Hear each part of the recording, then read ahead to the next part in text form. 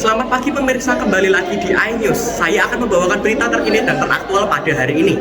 Saya Sung Hendro akan menemani Anda selama beberapa menit ke depan. Dari banyaknya kafe di Semarang, salah satu kafe yang tak kalah menarik adalah The Boston Coffee Bar. Letaknya sangat strategis dan memiliki fasilitas yang lengkap serta hidangan yang beragam menjadi daya tarik tersendiri bagi The Boston. Berikut liputan selengkapnya.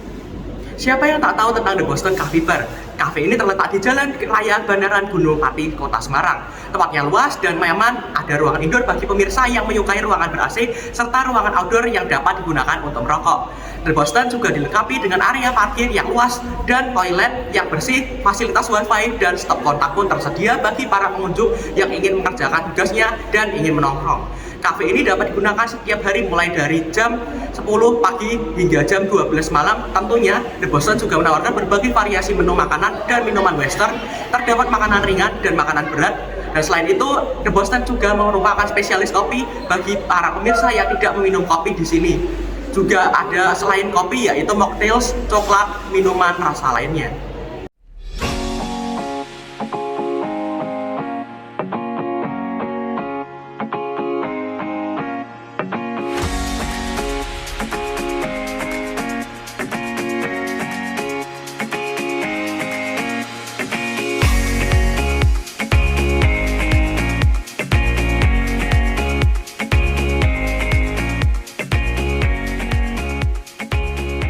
Oke teman-teman, jadi di depan saya ini udah ada menu dari Boston Cafe ya. Jadi yang saya pesan ini adalah nasi goreng, dan kondimen-kondimen yang ada di nasi goreng ini sangat proper ya. Dari platingnya juga udah sangat proper. Di sini ada selada, tomat cherry, emping, terus juga ada telur mata sapinya dan juga diberi bawang goreng. Oke, langsung saja kita coba rasanya.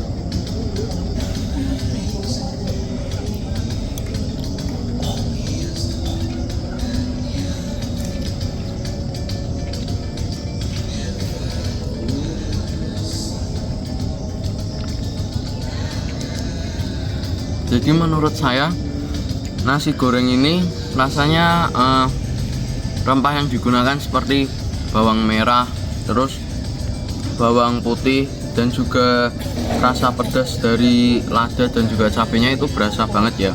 Terus juga nggak keasinan juga. Jadi ini cocok banget. Kalau kalian nggak suka pedas pun, saya rasa ini tetap bisa kalian nikmati. Jadi pilihan nasi goreng ini bisa kalian jadikan pilihan utama, ataupun kalian mau mencoba menu-menu lain yang ada di Boston, itu tidak apa-apa, itu terserah kalian.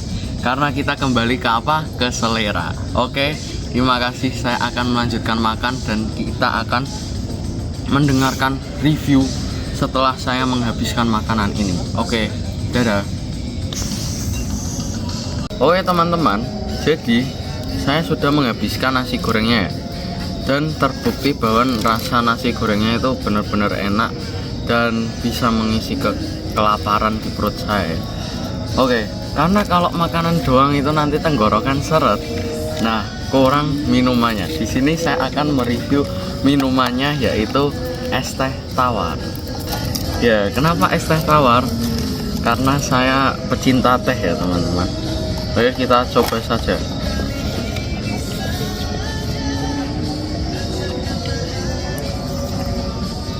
Ini rasa es teh tawarnya nggak terlalu, aromanya tuh nggak hilang gitu ya teman-teman, karena tertutup es gitu nggak. Tapi aroma dari es teh tawarnya ini masih ada, dan saya rasa ini menggunakan jasmine tea karena ini sangat enak dan bau atau aroma jasminnya itu sangat keluar. Oke, sekian aja review saya di Boston Cafe and Bar ini. Oke teman-teman, kita sekarang sudah bersama dengan owner dari Boston Cafe ini ya, yaitu Pak Doni. Oke Pak, ini aku mau interview beberapa pertanyaan sama Pak Doni. Boleh, silakan Tony. Oke, jadi hal yang paling basic dulu lah Pak. Ini kafe ini didirikan kapan Pak? Kafe ini, Boston Coffee ini didirikan pada tanggal opennya tanggal 11 September di tahun 2022. Berarti baru berjalan 1 tahun. 1 tahun, ya sudah 1 tahun lebih. Terus kecuali kalau perhitungannya dari peletakan produk pertama pembangunan ya itu dari tahun 2021. 21 Maret itu udah mulai proses pembangunan sampai di bulan September. 2 September baru kita opening sampai hari ini. Dan seterusnya semoga dan seterusnya. Oke. Terus ya Pak Doni kan seniman nih Pak. Kata siapa? Kataku. Nah, konsep kafenya Pak Doni ini apa Pak? Konsep coffee shopnya Pak Doni yang bahas tentang kopi ini adalah Pak Doni kan suka dengan arsitektur lama atau tua, vintage, retro. Nah Pak Doni senang banget sama bentuk bangunan Eropa. Salah satunya bentuk ini yang Pak Doni ambil dari ruko tua di Amerika, ruko tua di Eropa lah. Salah satunya inspirasinya nah, konsepnya itu memang mengambil bangunan-bangunan tua yang ada di Eropa sana. Terus kita coba bikin bangunan itu di sini sekarang. Ya. Oke. Terus berhubung ini kan kafe pasti ada makanan sama minumannya kan Pak. Iyalah. Nah, makanan dan minuman yang Pak Doni paling approve dan rekomend di sini apa Pak? Yang andalan Pak? Nah di sini tuh coffee and bar. Jadi coffee and bar maksudnya adalah bukan hanya kopi aja, bukan kopi susu, klasik kopi itu enggak, tapi di sini ada mixologist. Jadi ada kayak mocktail gitu, kopi mocktail. Terus varian-varian yang lainnya itu banyak dan cukup rekomendasi banget buat teman-teman yang belum pernah nyobain kopi mocktail. Terus makanan juga sama, ada single burger dan western dan macam-macam. Oh, oke. Yang terakhir nih Pak, aku kan pernah lihat-lihat di IG-nya Boston sama IG-nya Pak Doni juga, itu ada promo potongan harga buat pelajar kan Pak? Iya. Berapa persen gitu. Nah, itu bisa dideskripsiin nggak Pak? Biar teman-teman yang ada di rumah itu tertarik buat ke Boston juga. Oke, nah jadi teman-teman yang mahasiswa baru dan teman-teman Karangturi, SMA Karangturi, kalian bisa datang ke sini dan dapat 20% diskon dari kami. Jadi itu sampai akhir tahun. Berarti sampai penutupan tahun 2023 Ya, ini ya Pak? benar. Oh, oke. Ya. Cukup sekian sih Pak. Ya. Oke, terima kasih Pak Doni. Sama-sama, thank you. Thank you. Sekarang kita akan mengulas makanan yang telah dibahas dari sisi biologi. Baik, saat ini saya sudah terhubung dengan Jeremy dan Vincent untuk menjelaskan mengenai unsur biologis, kandungan, dan manfaat dari makanan ini. Nasi goreng 300 kalori, 6 gram protein, 15 gram lemak, 50 mg kolesterol, 31 gram karbohidrat, 3 gram serat, dan 120 mg natrium. Kandungan tomat. Tiap 100 gram tomat mengandung kalori 20 kal, protein 1 gram, lemak 0,3 gram, karbohidrat 4,2 gram, kalsium 5 mg, karoten dalam kurung vitamin A 1500 SL, tiamin dalam kurung vitamin B 60 mikrogram, asam ascorbat dalam kurung vitamin C 40 mg, fosfor 27 mg, zat besi 0,5 mg, potasium 360 mg. Kandungan selada, antioksidan antosianin, beta karoten, dan vitamin C yang cukup tinggi. Selada mampu melindungi tubuh dari radikal bebas. Kandungan timun, energi 15 kalori, karbohidrat 3,64 gram, protein 0,65 gram, lemak total 0,11 gram, serat 0,50 gram, folat 7,00 mikrogram, niacin 0,098 mg, asam plantontenat 0,25 mg, piridoksin 0,040 mg, riboflavin 0,033 mg, tiamin 0,027 mg, vitamin A 105,00 IU, vitamin C 2,80 mg, vitamin E 0,03 mg, vitamin K 16,40 mikrogram.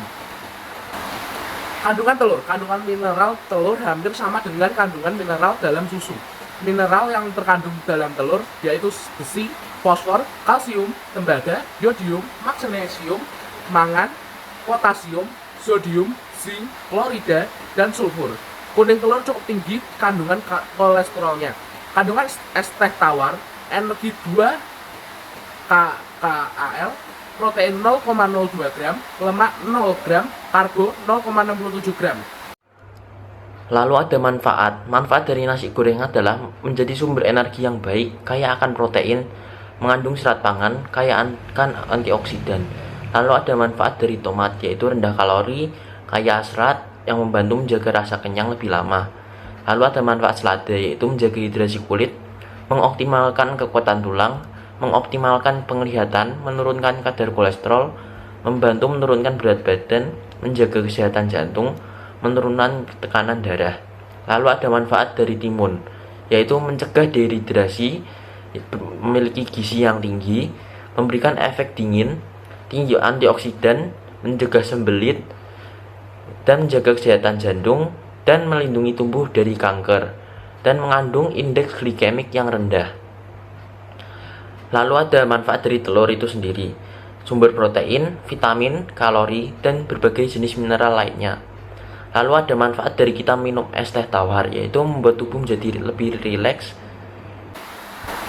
Kemudian, efek samping terlalu banyak mengonsumsi nasi goreng: 1. Menambah kadar kolesterol buruk dalam tubuh dan akan menurunkan jumlah kolesterol baik dalam tubuh. Kemudian, efek terlalu banyak mengonsumsi tomat: batuk, bersin, kulit gatal, muncul ruam kulit, sensasi gatal di tenggorokan, pembengkakan pada wajah, mulut, dan lidah, hingga sesak nafas.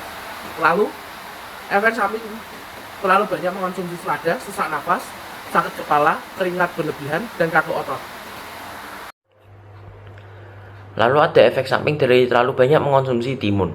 Kuercetin akan menyebabkan tubuh kehilangan cairan, sehingga keseimbangan elektrolit tak terjaga. Lalu ada efek samping dari terlalu banyak mengonsumsi telur. Berisiko menyebabkan penyakit jantung pada orang dewasa, bahkan bisa menyebabkan kematian. Lalu ada efek samping dari terlalu banyak mengonsumsi es teh tawar. Jika kamu mengonsumsi terlalu berlebihan, maka kafein akan memicu efek samping pada sistem kardiovaskular. Setelah mendengar tentang kandungan dan manfaat dalam nasi goreng, kita akan membahas lebih dalam mengenai bahan baku membuat nasi goreng, yaitu padi. Di sini saya sudah terhubung dengan Anthony dan Vincent yang akan menjelaskan tentang unsur geografis tempat padi hidup. Baik pemirsa, kembali lagi bersama saya Anthony Krisnadi, dan pada kali ini saya akan kembali menjelaskan tentang unsur geografis yang mendukung tumbuhnya padi. Yang pertama adalah curah hujan. Agar padi tumbuh dengan baik, padi memerlukan curah hujan yang cukup tinggi, kurang lebih antara 1.500 sampai 2.000 mm per tahun, dengan ketinggian lokasi penanaman padi yang baik berkisar 650 sampai 1.500 meter di atas permukaan laut pada suhu 22,5 derajat Celcius, atau dapat berada di lokasi dengan ketinggian 0 sampai 650 meter di atas permukaan laut pada suhu 22,5 derajat Celcius hingga suhu 26,5 derajat Celcius. Lalu, kelembapan udara juga sangat berpengaruh dengan tumbuhnya padi. Kelembapan udara yang baik untuk menanam padi biasanya berkisar antara 70 hingga 90%. Padi membutuhkan lingkungan yang lembab untuk pertumbuhannya yang optimal. Oleh karena itu, padi biasanya ditanam di daerah yang memiliki iklim tropis atau iklim subtropis. Karena daerah-daerah ini umumnya memiliki suhu yang tinggi, curah hujan yang cukup, dan musim kering yang pendek. Beberapa contoh negara dengan produksi padi yang signifikan diantaranya adalah Indonesia, India, China, Vietnam, dan juga Thailand. Padi biasanya ditanam di daerah dataran rendah. Mengapa padi suka ditanam atau cocok ditanam di dataran rendah? Karena tanaman padi lebih suka kondisi lahan yang datar atau sedikit miring, karena air dapat dengan mudah menggenangi sawah. Dataran rendah juga memberikan kondisi yang cocok untuk irigasi dan pengelolaan air yang efisien untuk pertumbuhan padi. Penjelasan selanjutnya mengenai unsur geografis yang mendukung pertumbuhan padi akan dilanjutkan oleh rekan saya yaitu Vincentius Kristiawan. Untuk menanam padi pasti diperlukan tanah dan air yang baik supaya padi menjadi subur. Yang diperlukan adalah tanah lempung berpasir atau tanah berlanau. Tanah ini memiliki kemampuan yaitu untuk mempertahankan air dan nutrisi dengan baik, yang penting untuk pertumbuhan padi. Selain itu, kesediaan bahan organik di tanah juga dapat meningkatkan kualitasnya untuk tanaman padi itu sendiri. Yang kedua, ada kadar pH air yang baik untuk pertumbuhan padi berada di kisaran 5,0 hingga 7,5. Tanaman padi umumnya tumbuh baik dalam kondisi sedikit asam hingga netral. Kandungan garam dalam air sebaiknya rendah, karena konsentrasi garam yang terlalu tinggi dapat merusak tanaman padi. Padi tumbuh optimal pada air dalam keadaan suhu 20 Celcius hingga 37 Celcius. Suhu yang terlalu rendah atau tinggi dapat mempengaruhi pertumbuhan tanaman. Lalu, ada air yang dibutuhkan untuk pertumbuhan padi juga harus mengandung nutrisi seperti nitrogen, fosfor, kalium dalam jumlah yang seimbang untuk mendukung pertumbuhan padi. Nutrisi ini penting untuk pembentukan tanaman yang sehat. Baik pemirsa, di sini saya akan memberikan informasi tambahan terkait dengan unsur geografis yang telah saya sebutkan tadi. Baik, saya akan mulai dari suhu. Suhu yang tidak sesuai dapat berdampak negatif pada pertumbuhan padi. Suhu yang terlalu rendah ataupun suhu yang terlalu tinggi dapat menghambat proses fotosintesis, pertumbuhan akar, dan pembentukan malai bunga yang semuanya dapat mengurangi hasil panen dan kualitas gabah. Yang kedua, saya akan membahas mengenai kelembapan udara. Apabila kelembapan udara tidak sesuai, maka dapat mempengaruhi pertumbuhan dan produksi padi. Kelembapan yang terlalu rendah dapat mengakibatkan kekeringan pada tanaman, menghambat pertumbuhan akar, dan mengurangi hasil panen. Di sisi lain, apabila kelembapan terlalu tinggi, dapat menyebabkan masalah penyakit tanaman dan menghambat perkembangan bulir padi. Lalu yang ketiga, saya akan membahas mengenai iklim. Jika tanaman padi ditanam di iklim yang tidak memenuhi persyaratan, seperti contohnya tadi yang sudah saya sebutkan, yaitu iklim tropis dan subtropis, maka dapat terjadi berbagai dampak negatif seperti rendahnya hasil panen, pertumbuhan yang menjadi terhambat, dan peningkatan resiko penyakit atau serangan hama. Lalu solusi dari adanya dampak negatif ini adalah dengan cara memilih varietas padi yang sesuai dengan iklim setempat, sehingga dapat mengatasi beberapa tantangan yang telah saya sebutkan tadi. Yang terakhir dari saya adalah tentang dataran. Jika padi ditanam di dataran yang tidak sesuai, bisa mengakibatkan pertumbuhan menjadi terhambat, hasil panen rendah, atau bahkan menjadikan kegagalan panen. Nah, maka dari itu sesuaikan lokasi penanaman dengan persyaratan padi untuk mendapatkan hasil yang terbaik. Untuk informasi tambahan selanjutnya, saya serahkan kepada rekan saya yaitu Vincentius Kristiawan. Baik, saya akan melanjutkan informasi tambahan dari rekan saya, Anthony. Yang pertama, tanah tidak sesuai dapat mempengaruhi pertumbuhan dan hasil panen padi itu sendiri. Tanah yang terlalu liat atau terlalu berpasir dapat membatasi penyediaan air dan nutrisi untuk tanaman. Kesesuaian pH tanah juga penting. Tanah yang terlalu asam atau terlalu basah dapat menghambat penyerapan nutrisi oleh tanaman. Oleh karena itu, tanah yang tidak sesuai dapat menyebabkan pertumbuhan tanaman yang tidak optimal, rendahnya hasil panen, dan resiko penyakit atau hama yang meningkat. Yang kedua, pH air irigasi yang tidak sesuai juga dapat mempengaruhi pertumbuhan padi. Jika pH air terlalu rendah atau asam, atau terlalu tinggi yaitu basah, dapat menghambat penyerapan nutrisi oleh tanaman. Ini dapat mengakibatkan defisiensi nutrisi pada padi, pertumbuhan yang terhambat, dan akhirnya rendahnya hasil panen itu sendiri. Jika nutrisi dalam air irigasi juga tidak terpenuhi, maka kebutuhan padi tanaman dapat mengalami defisiensi nutrisi lagi. Ini akan dapat menghambat pertumbuhan dan perkembangan tanaman itu sendiri, mempengaruhi produksi bunga dan buah atau biasa disebut dengan gabah pada padi, serta dapat menyebabkan warna daun yang tidak normal. Defisiensi nutrisi dapat berdampak negatif pada hasil panen dan kualitas gabah itu sendiri. Demikian kabar untuk hari ini, tim liputan iNews.